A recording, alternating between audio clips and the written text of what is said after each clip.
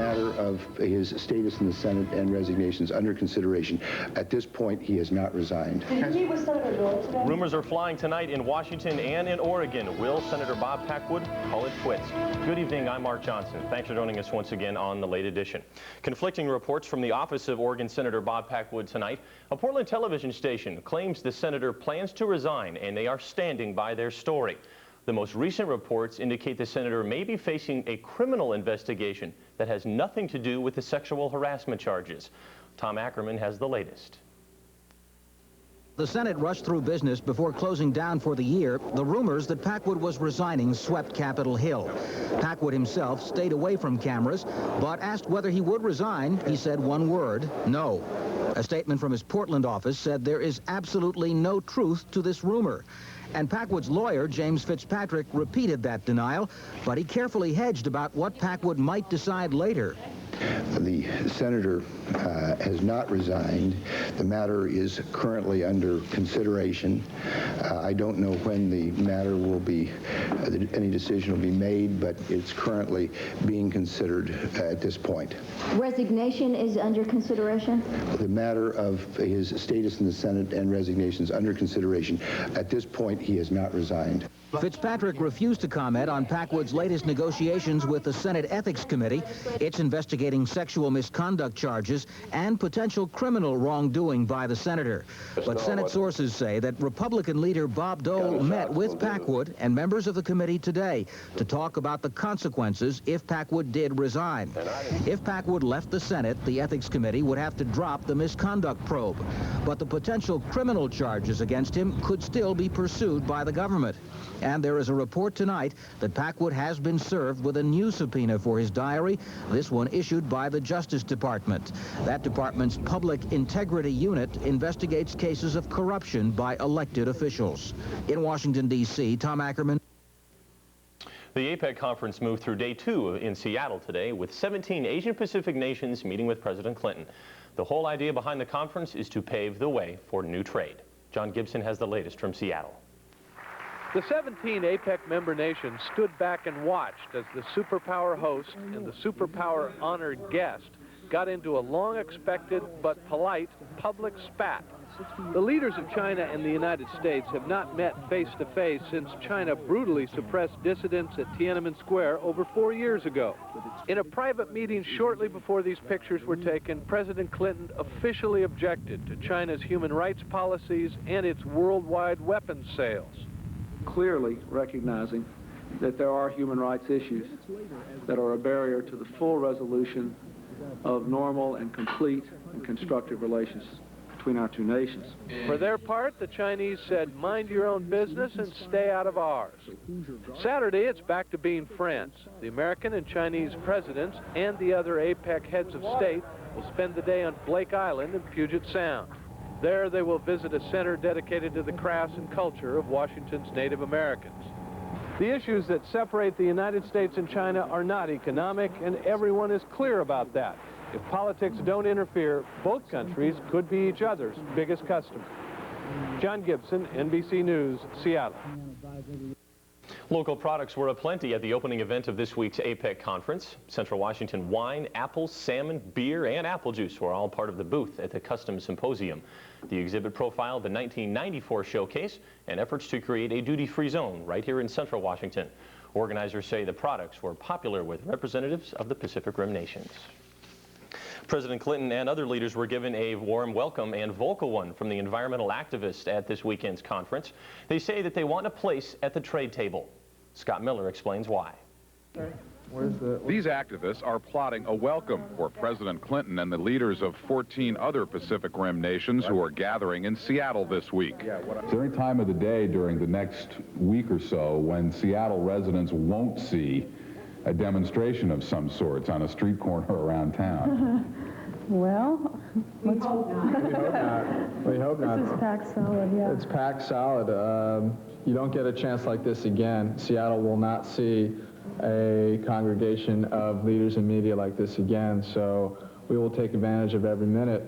The protests are being organized by an uneasy coalition of labor unions, human rights activists, and environmentalists. Labor and human rights groups are directing much of their anger towards abuses in China.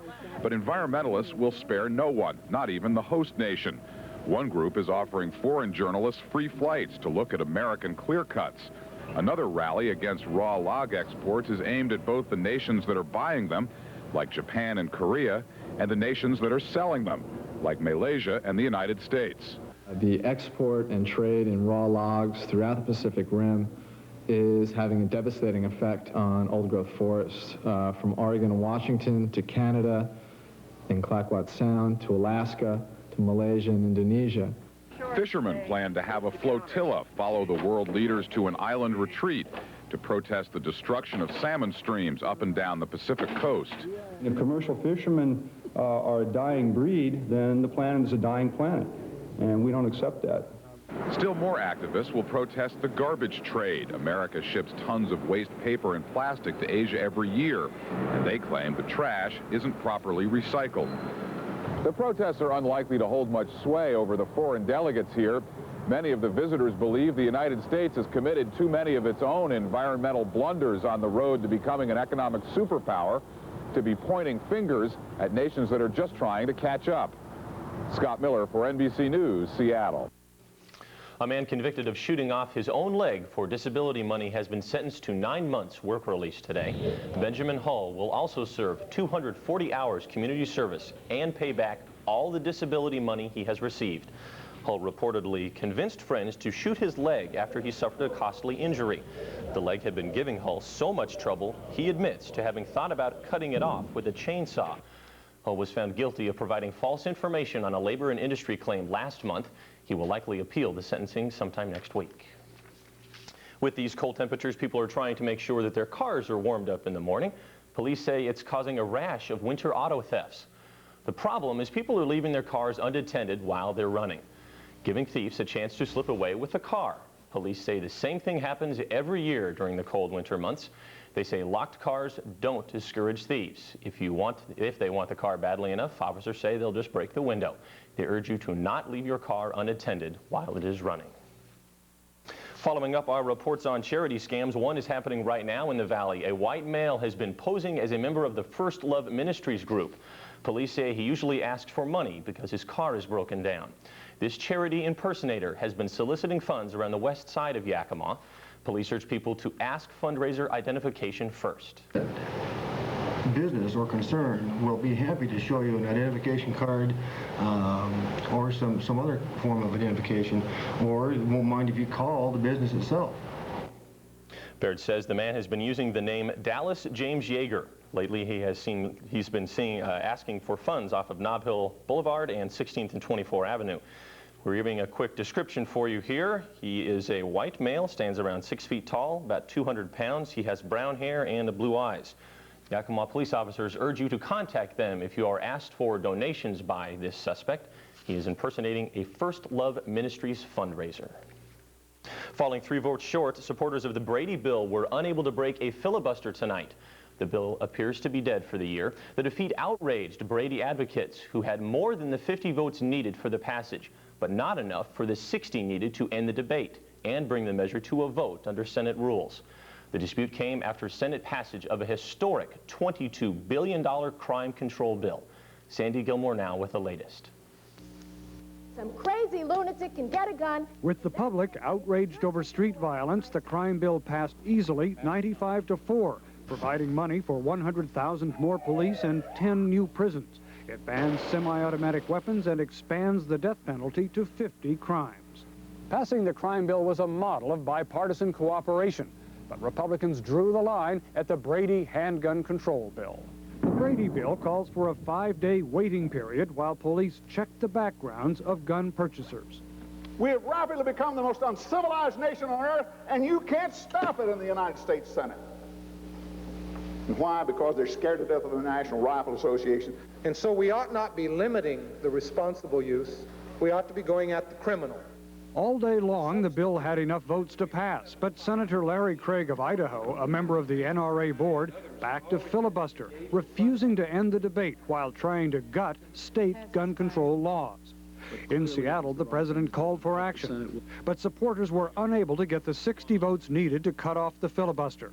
It was a blow for Jim Brady, the press secretary who was shot in the 1981 attempt on President Reagan's life. I'm deeply saddened by it. I'm outraged by it.